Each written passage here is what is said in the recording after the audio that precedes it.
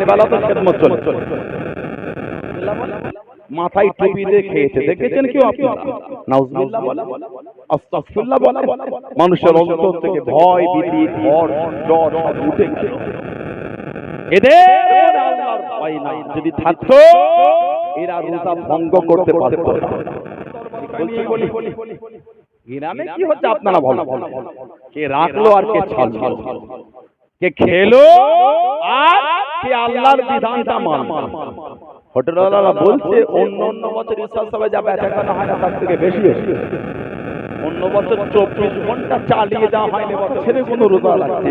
তুমি এত বড় হয়ে গেলে রোজা রাখলে না, তোমাদের উপর রোজা ফরজ করে দিলাম।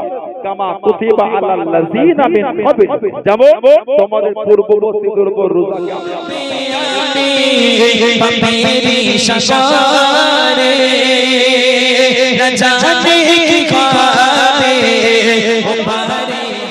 ওপারে করে রোজা নিয়ামতের জিনিস। হাদিস শরীফে এসেছে আল্লাহ রাসূল কোন ব্যক্তি যদি একটা রোজা রেখে মারা যায়, একটা রোজা রেখে মারা যায়, আল্লাহ ওই ব্যক্তিটাকে আমার আল্লাহ পাক জান্নাতি বানিয়ে দেবেন। যারা বলুন আলহামদুলিল্লাহ। রোজাদারদের এত ইজ্জত এত সম্মান আল্লাহ দিয়েছে, রোজাদারদের আল্লাহ এত ইজ্জত আল্লাহ বানিয়েছে।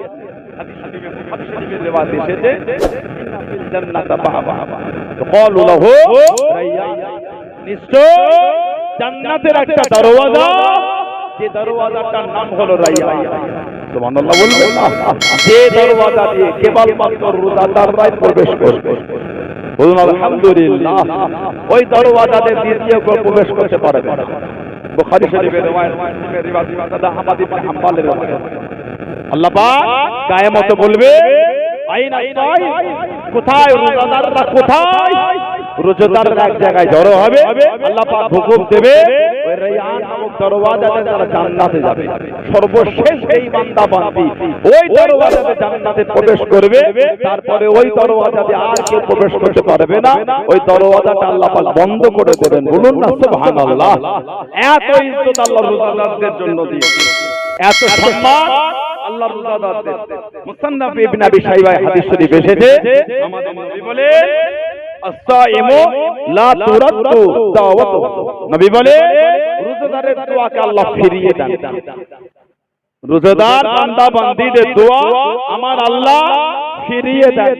রোজাদার বান্দা বান্দীদের দোয়া আল্লাহ পাক দরবারে ইলাহিতে কবুল করে নেন। জোরে বলুন না। আর একটা বর্ণনা এসেছে রোজাদার যখন ইফতারির সামনে নিয়ে দোয়া করে, আল্লাহ পাক রোজাদার বান্দা বান্দীদের দোয়াটা কবুল করে নেন। জোরে বলুন সুবহানাল্লাহ। হাদিস শরীফের মধ্যে এসেছে, হাদিস শরীফে ইজা কানা রমাদান ফুতিহাত আবওয়াবুর রাহমান, যখন রমাদান শরীফ আসে আল্লাহ পাক রহমতের দরওয়াজা সমূহকে আল্লাহ পাক খুলে দেন। জোরে বলবেন আর ফাগল্লাকাত আবওয়াবুল জাহান্নাম, আর জাহান্নামের দরওয়াজাকে আল্লাহ বন্ধ করে। জোরে বলবেন না সুবহানাল্লাহ। আর সুলসিলাতুশ শায়াতিন, শয়তানকে আল্লাহ জিনজিরকে বেঁধে দেন। রমাদান যখন আসে আল্লাহ রহমতের দরওয়াজা সমূহ রোজাদারদের খাতির আল্লাহ খুলে দেন। জোরে বলুন আলহামদুলিল্লাহ। হাদিস শরীফে আরো এসেছে এত ইজ্জত আল্লাহ রোজাদারদের দিয়েছে, রোজাদার বান্দা বান্দীদের আল্লাহ এত সম্মান দিয়েছে।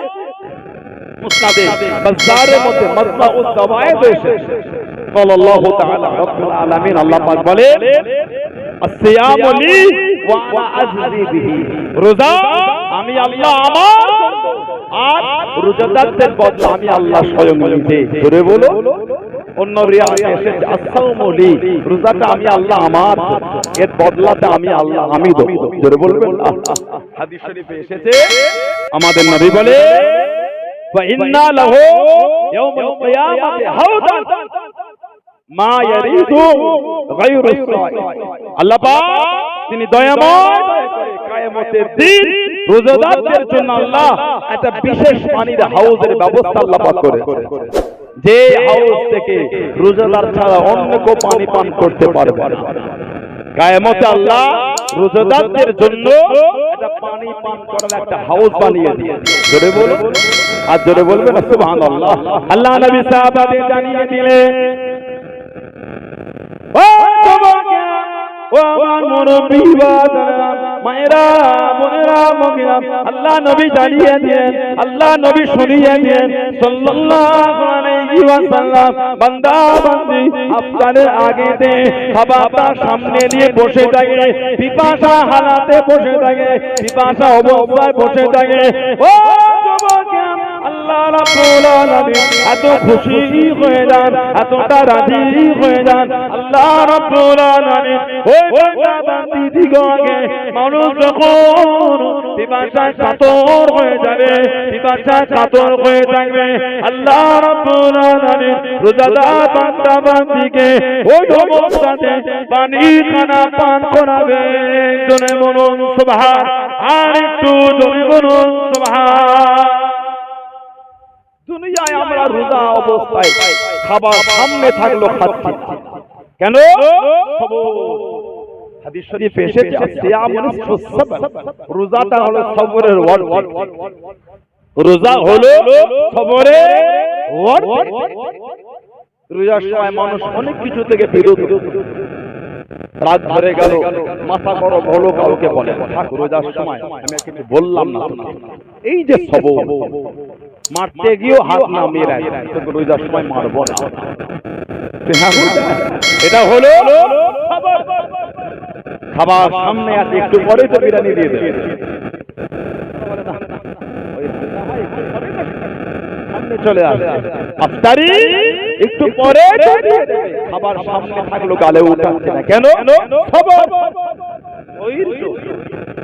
এটা হলো আমাদের নবী বলে, এই ভাষায় কাতর হয়ে আছে, পানি সামনে থেকে পান করছে, এই যে সবর, আল্লাহ এত খুশি হয়ে যায়। আল্লাহ কিয়ামতে যখন মানুষ পিপাসায় কাতর হয়ে যাবে, তখন আল্লাহ পাক এই রোজাদার বান্দা বান্দীদের ওই কঠিন সময়ে, আল্লাহ রোজাদারদের আল্লাহ পানি পান করাবেন। জোরে বলো, আর একটু ভালোবাসায় বলা গেল না, এত আল্লাহ পাক রোজাদার বান্দা বান্দীদের দিয়েছে, আল্লাহ পাক এত সম্মান।